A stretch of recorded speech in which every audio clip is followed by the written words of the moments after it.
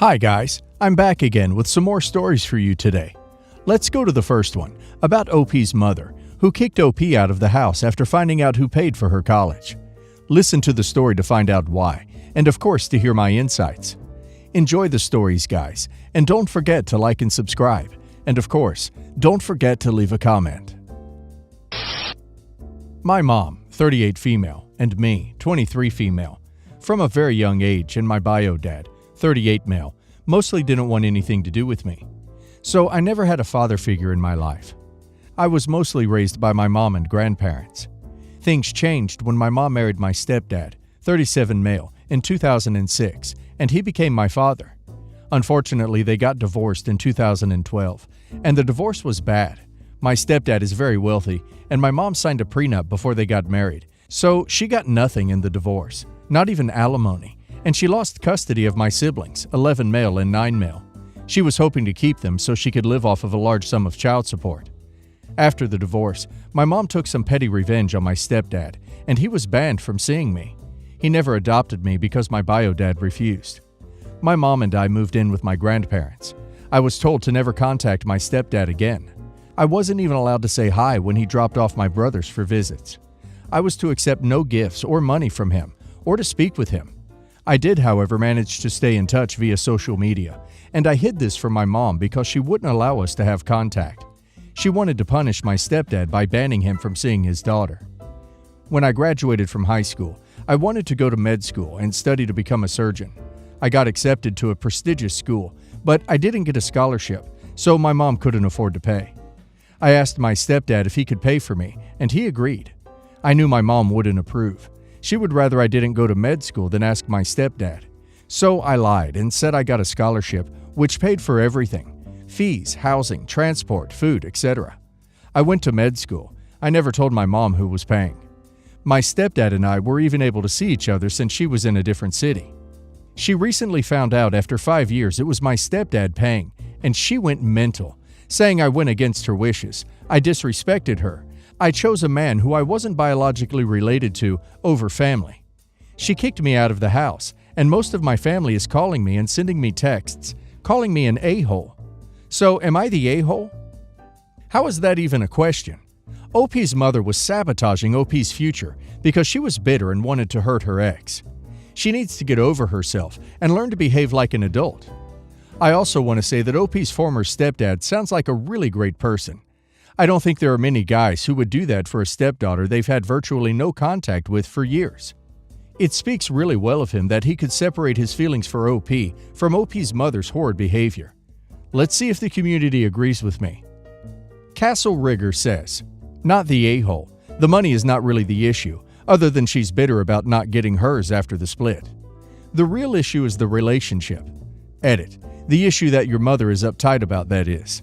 But in the real non-crazy parent world, it's fine for you to have a continuing relationship with your stepdad.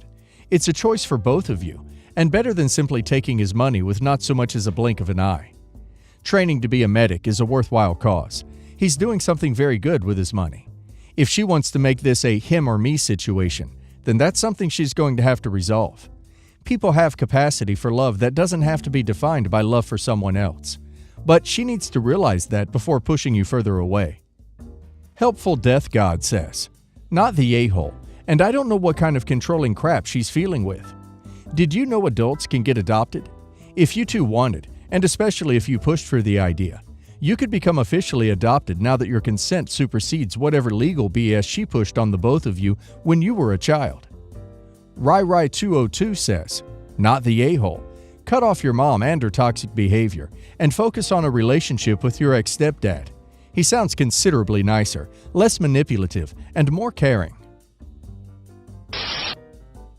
So, my brother-in-law, 48-year-old, is recently engaged to a woman who is universally despised by my husband's family. My brother-in-law is divorced from another terrible human, but with whom he has 2 adult daughters, 23 and 20 years old. When my brother-in-law met his current fiancée, he invited her to move in with him in his giant McMansion about 5 months after they got together, and also invited her 2 daughters to move in as well. At the time, her daughters were about the same age as his biological children, which obviously caused some internal drama. His biological children felt as if he was abandoning them for his new paramour, and basically have stopped talking to my brother-in-law. My brother-in-law sees no fault in any of this, and blames his biological kids for their negative and unwelcoming attitude. For context, my future sister-in-law has cut out her parents, her sister, and many other friends for crossing and wronging her at one point or another. She also gave my brother-in-law an ultimatum. It's your biological kids or me. My brother-in-law chose his current fiancée with absolutely no remorse or regard for his kids.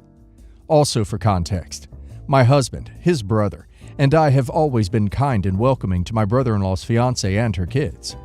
It's pretty clear that his fiancée doesn't like me because she considers me bougie and thinks I'm a snob. This assessment is solely based on our house, neighborhood, and absolutely nothing that we've ever said to her or how we've treated her. So, when my brother-in-law announced he was engaged, he made it very clear that it was only going to be a very small family wedding.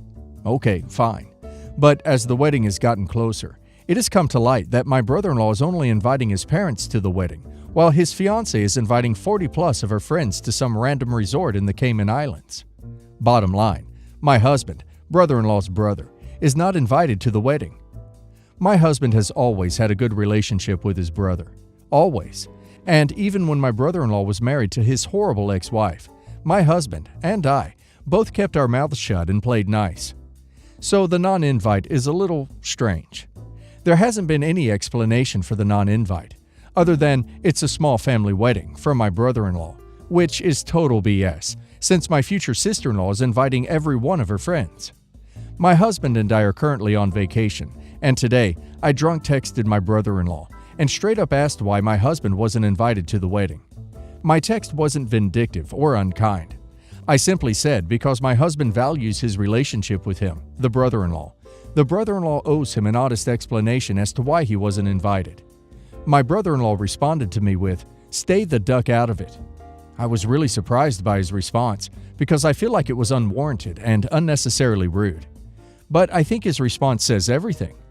So my husband is now furious with his brother for talking to me like that, and I doubt my husband will speak to him for a long time.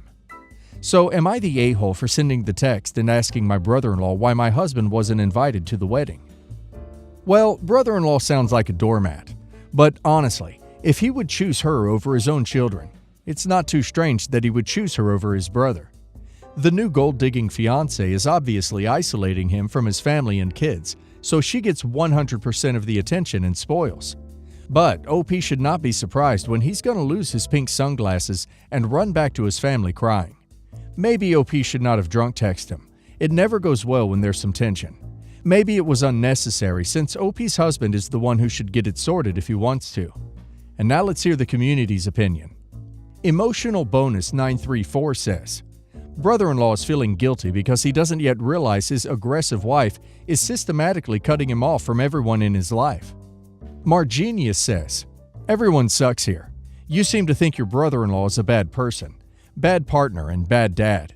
Not disagreeing, it just comes across pretty clearly. And you dislike his fiancée. Why would you be invited to the wedding? Why would you want to go? He's not your brother, and he isn't even a person you seem to like. There's no reason to dig into this unless you want to pick a fight with him. Lind Sayer 28 says, not the a-hole. And the best revenge here is for your family to basically live their best lives without brother-in-law. Include your nieces from his first wife. Don't invite him to anything and see how he likes it. Not inviting his brother to his wedding is horrible, and he deserves what he gets. I am Indian. Arranged marriages are a big thing here. The story starts when I was 18. My sister, Ani, who also had an arranged marriage to Abe and had 2 kids, tried to convince my parents to marry me off to Abe's close friend and business partner, Ben, who was 29 back then. I was naive back then, and everyone convinced me to marry Ben because he is nice, and he would let me continue my studies and even let me work. My sister told me that getting married early meant that I get to spend more time to love him. She convinced me that arranged marriages work and I would be happy. I believed them and agreed. A few days before my marriage, I found out that Abe owed Ben a lot of money, and Ben said that he would forgive Abe's debt if he gets to marry me. I freaked out and tested Ben. I told him that I have already applied and paid the fees for my college. He yelled at me and told me that I shouldn't do anything without his permission. He told me that he was going to let me study, but now he is not going to. I ran away from home that night with nothing but the clothes on my back, cut everyone off, went to a new city, busted my butt in college, got a great job, fell in love, got married to another child-free Indian. A year ago, my sister reached out to me. She found me by hiring someone to find me. She started off by wanting to be sisters again. Slowly, she started asking me for money. Snide remarks about how Abe threw her out of the house after I ran, how Ben screwed their family and left them nearly homeless as revenge, etc. It's like she is bipolar. Sometimes she tells me that she too wished that she had run away and found a life like mine. Sometimes she tells me that I was a selfish bee that ruined her family and marriage. She was going on one such rant yesterday, and I lost it. I pretty much told her that it is not my fault that she is poor or that her marriage is miserable. I abruptly cut her off again and refused to send her any more money. Am I the a-hole here? Because she really does need that money, and I earn enough that the amount I was sending her monthly wasn't making any dents for me. It also means that Abe might throw her and the kids out of the house again. She called me crying and apologizing, but I told her to stop calling and blocked her. She was married off when she was 20. She was never allowed to work. She doesn't have any support system there, so I feel really guilty. I think OP has already done more than enough by already getting her money. She chose this life and chose to stay. OP chose a different path, and she is probably jealous of OP's life. I think OP should cut off contact because she doesn't need that type of person in her life, and keeping them in her life is not going to do OP any good. AngieCats95 says, "Not the a-hole. Your sister basically sold you for her husband's debt. She's selfish. You don't owe them anything." Knight Grimwood says, "Not the a-hole. You should have cut contact and never went back. They sound like they were selling you into slavery, to be honest. Sister, why was it okay for you to treat me poorly and lie to me? But it's my fault that you did it, and when I found out, I left?" She sounds like all she cares about is money. You should have kept her gone for selling your body, virginity, whatever, so her husband would get out of debt. I've learned that anyone that wants to marry a barely legal 18, 19-year-old person and is over 10 years older, it's a huge red flag. Your sister sounds super manipulative. If she has that big of a problem, why doesn't she sell herself like she tried to do to you? I am petty.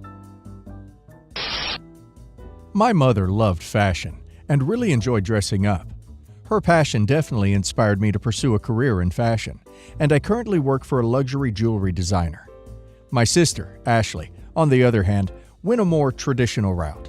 She's always looked down on me, starting even from high school when I was preparing my portfolio for art school, making comments about how I get to color, while she had to do actual work like study math. This behavior has never really changed, which has caused us to be somewhat estranged. Anyways, before passing, my mother brought Ashley and I together to her safety deposit box to split up her jewelry.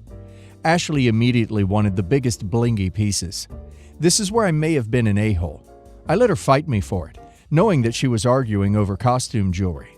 My mother had a select few pieces of fine jewelry that were more dainty, so I let my sister think that I was getting the smaller leftover pieces. She's always been preoccupied with getting the biggest and best for herself all our lives, so I let her think she was doing the same now. Fast forward to today. I was wearing one of my mother's pieces at my aunt's birthday party. She began to reminisce over the piece. I guess they bought it together, and it slipped out just how valuable the piece was. My sister overheard and was livid. She insisted on going through my pics and wanted to re-split up the pieces. I said no, and she had a meltdown at the birthday party. Our brother said I was an a-hole for using my knowledge as a jeweler against family, but he always takes her side, so I'm taking the issue here for a different opinion. I normally wouldn't care, but now a bunch of family is poking their noses into it, and I'm feeling torn between how I feel and what others are saying about me. Please help. I don't think OP is in the wrong here. If she respected said knowledge as a jeweler, she'd have asked OP's opinion on the pieces. OP's sister got exactly what she wanted, and is only mad now because she didn't win. OP should just let her be mad. Fairmount 1955 says, "Not the a-hole. Your sister literally got the piece she wanted. Now she wants different ones because of dollar signs? Not your fault she was blinded by the bling and is now angry at missing out on cash. Sunny Days 0306 says, not the a-hole. Also, your mom was with you during the time you split the jewelry and never voiced objection to who got what. Clearly, she knew you would treasure and appreciate the finer pieces, no matter their size. Your sister sounds incredibly immature and selfish. I wouldn't feel bad in the least. Names are too hard for me says, not the a-hole. Ask her why she never offered to resplit her picks back when she thought they were worth more than yours. She deserves what she got. I, 28 male, have been dating Taylor, 26 female, for 3 years. When we first started dating, I was just starting my own business. I work in the construction field. Taylor's friends constantly told her that she needed a guy who had a real job. Her family didn't like what I did because at the time I wasn't making tons of money. I won't go into all the details, but Taylor's friends and family were definitely not supportive of me or my business when we started dating. Well, virus happened, and my company actually blew up. Lots of people doing home updates. And because of this, I've been blessed with enough extra money to finally have some fun after sacrificing for 3 years. So I decided to buy a boat. We live in a warm weather state, so I thought, why not? It's been a blast. My friends and family love it. I take it out almost every weekend when I can. Taylor loves it too, of course. But recently she's been asking about bringing her friends. I originally told her straight up no, and she accepted that at first. But she's kept pestering. Last week, she asked if we could take the boat out for her dad's, my biggest hater the whole time I started my business, birthday. I said that she could rent it. I told Taylor I would take her family and friends out on the boat, but they can pay a rental fee. And since none of them have the license to drive it, I'll be the driver, and they can pay me for that time. She got upset, saying how unfair that was when I don't make my friends and family pay. To which I pointed out, those are the people who supported me. So the people who supported me get free stuff, and those who didn't, don't. She's calling me an a-hole for this. Am I the a-hole? The Pyrolator says, everyone sucks here. She shouldn't feel entitled to your boat, but she might only want to invite her dad out to show him how well you are doing. You probably shouldn't be charging your girlfriend a rental fee. Just say she will need to chip in for the gas. But it makes sense that you need to be the one who drives it. At some point, you have to try to work on your relationship with her father. It's not going to get better magically. Black Whirlwind says, kind of. I totally get where you're coming from. What you need to consider is, do you care enough about this to break up with Taylor? Besides, wouldn't it be satisfying to rub their noses in it by taking them out on the boat and having a great time? You can talk about how your business really took off and you are now able to afford all of this. Subtle revenge, as it were. Addendum. Do not admit this is what you are doing. If you go this route, play it subtle and innocent. Witchley says, not the a-hole. They're not your friends. They're not your family. They've talked down on you. Your girlfriend is being very clueless. Why would you do a favor for people who picked on you? And, well, her friend said you don't make money, right? Well then, if they're not a-holes, they should be fine with paying you to help you make some.